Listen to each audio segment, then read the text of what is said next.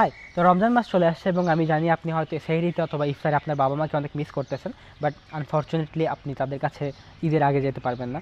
তো আপনি যদি একটু হিসাব করে দেখেন যে আমরা যারা পড়াশোনা অথবা কাজের কারণে বাসা থেকে অনেক দূরে থাকি, তারা বছরে 30 দিনের বেশি হয়তো বাবা মার সাথে থাকা হয় না। আপনি 2 ঈদে ধরেন 20 দিন, আর হচ্ছে কোনো না কোনো কারণে পূজার ছুটিতে বা কোনোভাবে মিলিয়ে যদি যায়, যেমন এবার ইলেকশনের ছুটি পাইছেন, সো এইভাবে আসলে 30 দিনের বেশি আসলে সুযোগ হয় না। এবং আপনি যদি একটু লম্বা সময় হিসেব করেন তাহলে দেখা যাবে যে ইউনিভার্সিটি শুরু করে তারপর থেকে আপনি যদি দেশের বাইরে চলে যান কাজের কারণে অথবা বা দেশের অন্য কোনো জায়গায় কাজ করেন, এই সেম জিনিসটা আপনার সাথে আরও কয়েক বছর হবে, যতদিন না পর্যন্ত আপনি ভালো একটা স্যালারি পাচ্ছেন এবং আপনি আপনার বাবা মাকে ততদিন পর্যন্ত আপনি যেখানে থাকেন সেখানে নিয়ে আসতে পারবেন না। তো জিনিসটা অনেক দুঃখজনক এবং একদিক থেকে এটা আপনার জন্য অনেক বড় একটা মোটিভেশন হতে পারে যে তাড়াতাড়ি আপনি আপনার বাবা মার সাথে থাকবেন এবং তারা যতদিন বেঁচে থাকবে ততদিন আপনি তাদের সাথে সময়টা কাটাবেন। আর একটু ফোকাস করেন আপনার নিজের জীবনে, কিভাবে ওই সময়টা কত আগে নিয়ে আসা যায়।